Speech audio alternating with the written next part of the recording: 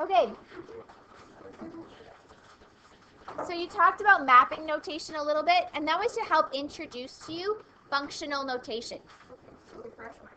Okay, so mapping notation looked like this. Okay, right? So if you had something like that here, can you see that okay? The highlighter seems so dark. That would be another way to write y is equal to 2x plus 3. Okay, so instead we write it as with this mapping notation. It's just a notation. So today it's not a big jump from the mapping notation. We don't actually, we very rarely use mapping notation. We use functional notation. And so functional notation is, instead of writing it like this, we write it as f of x. Because y is a function of x. And so that's where the f comes from. It's a function of x. So instead of writing y, we write it as f of x, a function of x is equal to. Okay? Because y is a function of x. It's just a notation. So this and this are the same. Okay?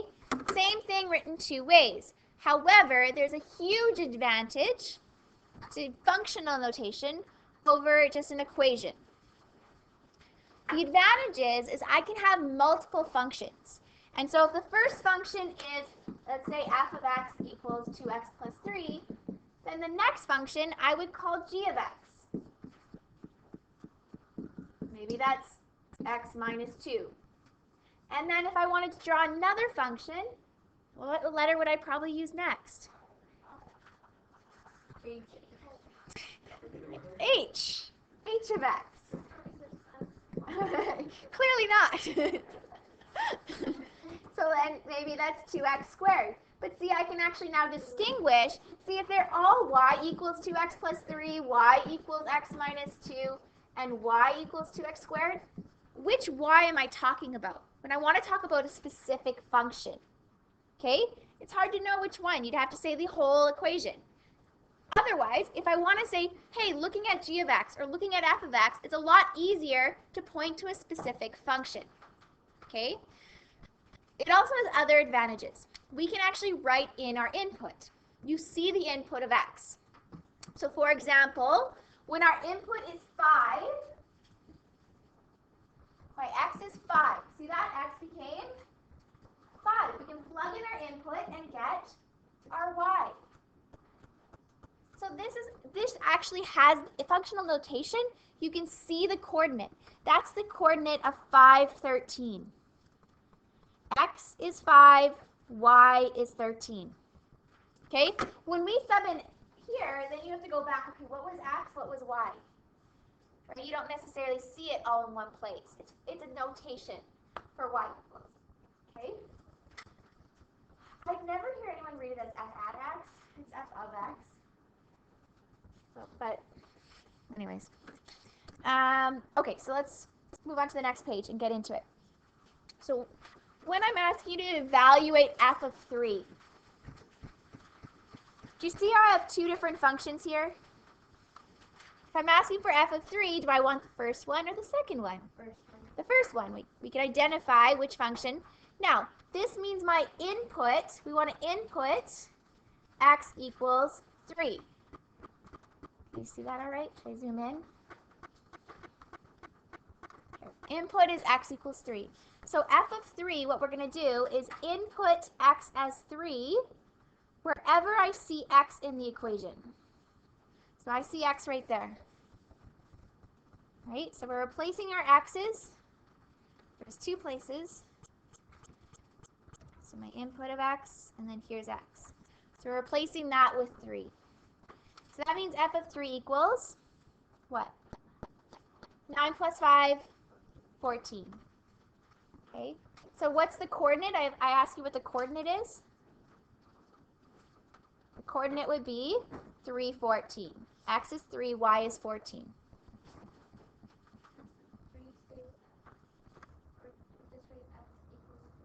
No, you leave it with the f. You want f of 3. So when your input's 3, the output's 14. You can see your input and your output in functional notation. So now g of 1, wherever I see, now my input is 1. So wherever I see x, I'm going to put 1. Okay, so that's our new input. G of 1 would be equal to 4 minus 1, or g of 1 is 3. So what would that be as a coordinate? 1, 3 is the coordinate 1, 3. When x is 1, y is 3. Okay? So it's just getting used to a new notation, a new way of writing it. Really? Is it anything new? No. Okay, f of negative 2. Why don't you solve the c and d? Find out what f of negative 2 is and g of negative 2.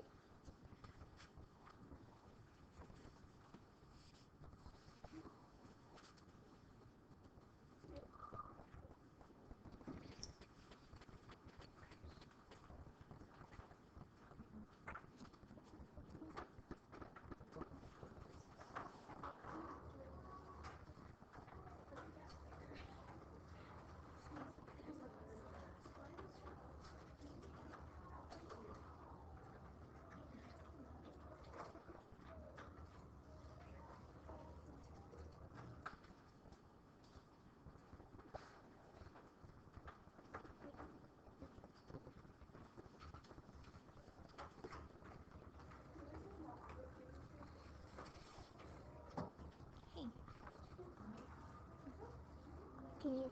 Oh, yeah. So you're dealing with the f of x equation, which is x squared plus 5, and we're replacing the x with negative 2. So wherever I see x, right, that's going to be. Do you see? You can see, right? The x is replaced with negative 2. And so our x is going to be replaced with negative 2. When you square a negative, what happens? Positive. So 4 plus 5 should have had 9. Okay? Be very careful with this guy. So g of x was the equation 4 minus x, right? We want to find g of negative 2. So wherever we see x, we're going to put negative 2. 4 minus negative 2. Good. When you subtract a negative, you add. Switch the sign. So it becomes 6. Good. Okay, let's skip B.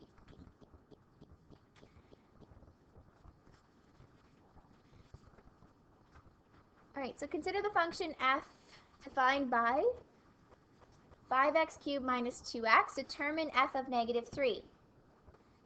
So now, wherever I see x, we're going to put, so that's my f of x. We're going to replace it with negative 3. So all of these x's, wherever you see an x, we're now going to put negative 3.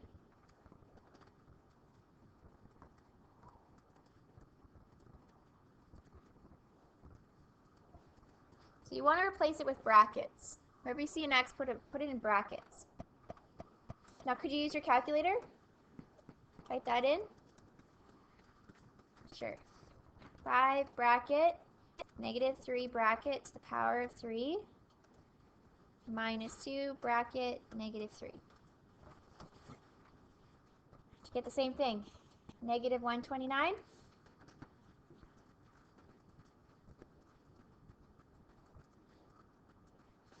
Okay, so let's do something different. It says the value of f when x is negative 2. What they should say, the value of f, they should say f of x. I hate when they say just f. Because really it's f of x, right? It's y. Y is a function of x. So what we're looking for now, what is the value of f of x when x equals 2? Is that any different than what we've been doing here? No.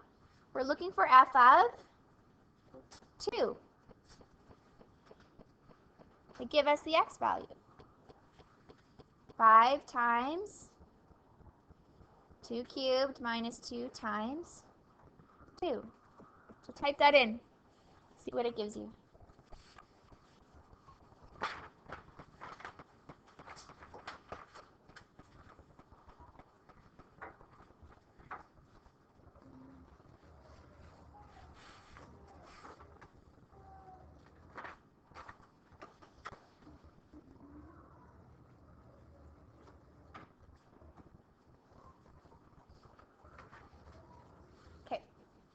Got it? 36? Great. Okay, we're going to skip the expression stuff and move on. Some more AP stuff. Let's look at the next page.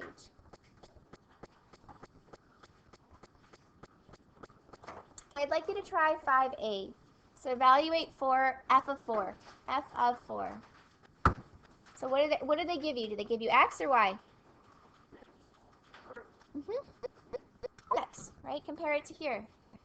They gave you x. What's going on over there? We're almost done this one though.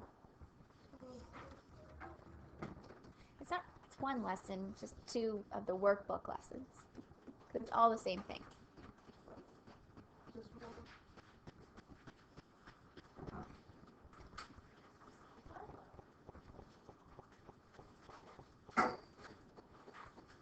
So wherever you see x, you want to put 4. 4 squared minus 5. 16 minus 5 is 11.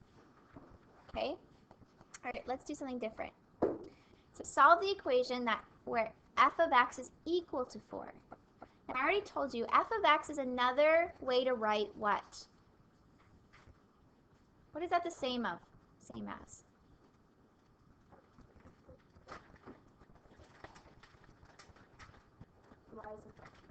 Y is a function of x. It's another way to write y. So if they give you f of x, they're really giving you y. Y is equal to 4. That's another way to write y is equal to 4. Okay? Your output is 4. F of x is 4. So if they give you, notice the difference between the two. Okay? Input, it's inside. The input is inside. That's your x value, the input. Here, it's outside. It's the output. So we're given our output. We're given our y value. Y is 4. So we're going to replace f of x. What is f of x? F of x is 4. Or y is 4. Okay? The output is given. All right, what do we do next? Add 5. All right, see if you learned something from your quiz. 9 equals x squared. What are we going to do to both sides? What do we have to remember when we square root both sides? Positive and negative 3. So there's actually 2 coordinates, or 2 answers. F of 3 is equal to 4, and f of negative 3.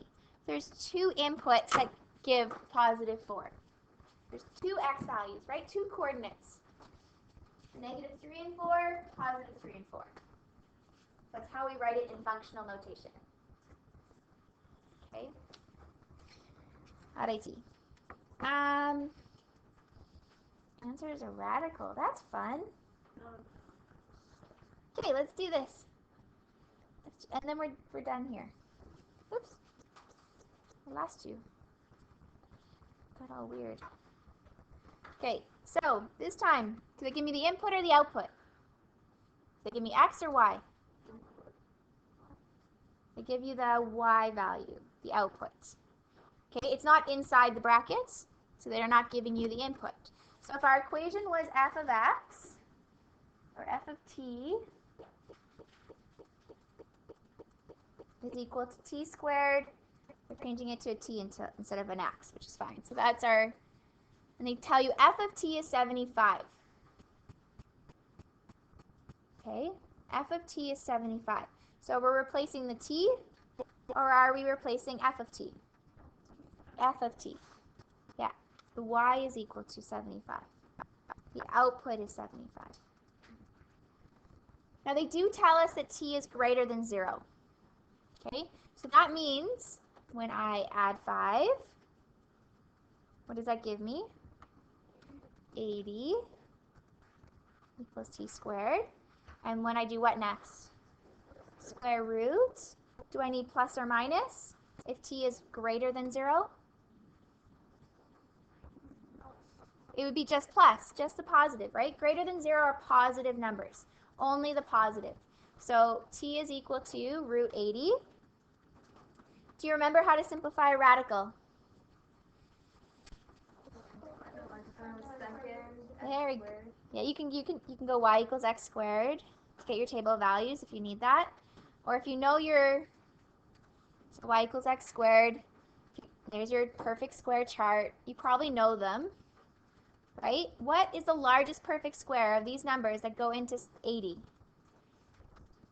Yeah, someone said it. 16 times 5. So we're going to write that as root 16 times 5. Or you could also write that as root 16 times root 5. Same thing. Square root of 16 is 4. It's a good little review. Hey, radicals. Aren't they fun? They're a big part of Math 20-1 and even Math 20-2. So, good old radicals. Can't run away from them. You can try. Do you want to circle things or come back later? Okay, so while we're here, the following ones. 1, 2, and 3. So 1, 2, and 3, not 4. So skip 4. Numbers 5. And skip 6 and 7. Turn the page.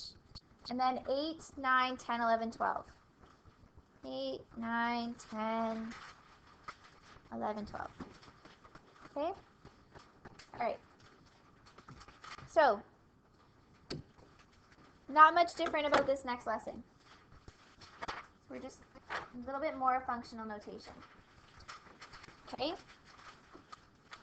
So this guy says use a graphing calculator to sketch this function. So what would I type in to this in my calculator? Where would I go? Y equals. Okay? Remember f of x is the same thing as y. Okay, so y equals 3x plus 1. If you want to reset your windows, how do we do that? Zoom 6. Okay, so rough sketch. Where does it look like it's crossing the y-axis? Nope, look closer. 1. Oopsie, come back here. I need to lock these in place, really. Okay, so it looks kind of like this, right? Crossing at 1. That was a 1. Okay, that was easy. So let's go down here. It says, the first one, in each case, express the relation given in functional notation and as an equation in 2 variables. So the very first one, is that right now functional notation or is that an equation of 2 variables? That's functional notation. So how would I write that as an equation instead? Y equals 7x minus 23. Okay, this guy, is that a functional notation or equation in 2 variables? Functional, so to make it an equation, y equals t squared minus 2t plus 35. Okay, how can I write this next guy in functional notation? Instead of y, f of x equals 11x minus 15. Easy? The big idea here is y is the same thing as f of x. Okay, last one. How would you write that in functional notation? How would I write this guy? F of x. 4 minus 3x. Easy peasy. Okay, turn the page. We just have to do this page and we're done. So even though it's 2 lessons, it's not really that bad, right? Okay, it says complete the following. So we're going to use the graph. Determine f of 5. What did they just give us? My input or my output? Think about the brackets. Is it inside the brackets or outside the brackets?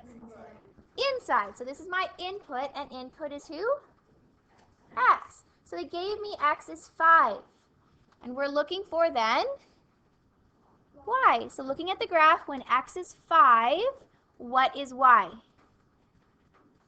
When x is 5, y is negative 2. Okay, now f of negative 2, they're giving me x or y. X is negative 2. So when x is negative 2, y is positive 3. Good. F of 4. X is 4. Right here. Negative 1. Okay. So write each one as ordered pairs. What would be the ordered pair of the first? 5, negative 2. Negative 2, 3, and 4, negative 1. Good. Okay, this one. State the value of x if f of x equals negative 1. Are they giving me my input or my output? Yeah, it's outside the brackets. It's not inside those brackets. It's the output, which is y. So when y is negative 1, what's my x? X is 4. So there's two ways we can write that. We'll just write x is 4 because it says find the value of x. Okay. F of x equals 3. So now when y is 3, negative 2 and positive 2. There's two answers. Right? Both of these points have the same output. And f of x equals 4. F of x equals 4. Again, they're giving us two values. They're giving us the y is 4. We're looking for x. When y is 4, what's x? Negative plus or minus 1. Okay. Okay, write the x and y intercepts in functional notation. What do they want to do for this guy? Oh, they just want us to write. Yeah, let's move on. Okay, let's do the last one. Write the x and y intercepts. So how would I write? Let's do the x intercepts first. So the x intercepts are what coordinates? Give me the coordinates first of the x intercepts. What are they? X intercepts. Where we cross the x-axis. So 3 and 0 is one of them. Okay, what's the other one? Negative 6, 0. Right? Negative 6 and 0. So how do I write 3 and 0 in functional notation?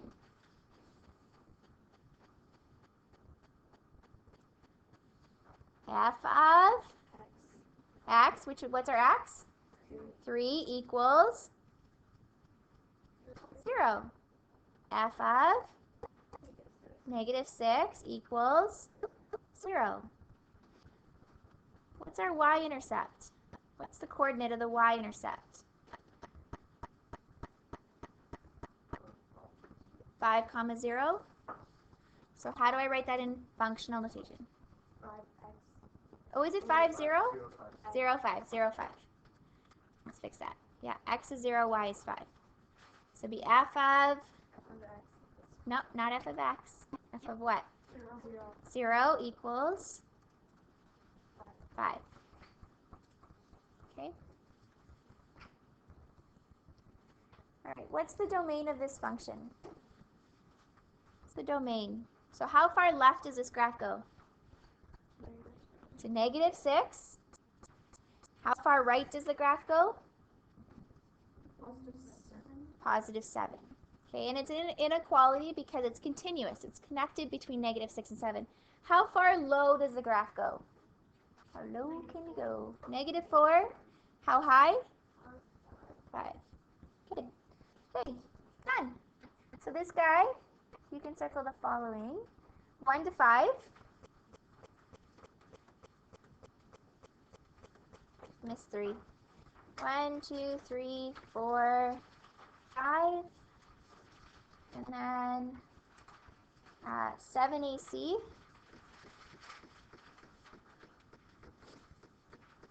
And 12. Skip all of those. 12. Okay? So you have half an hour. Alright? Sound good?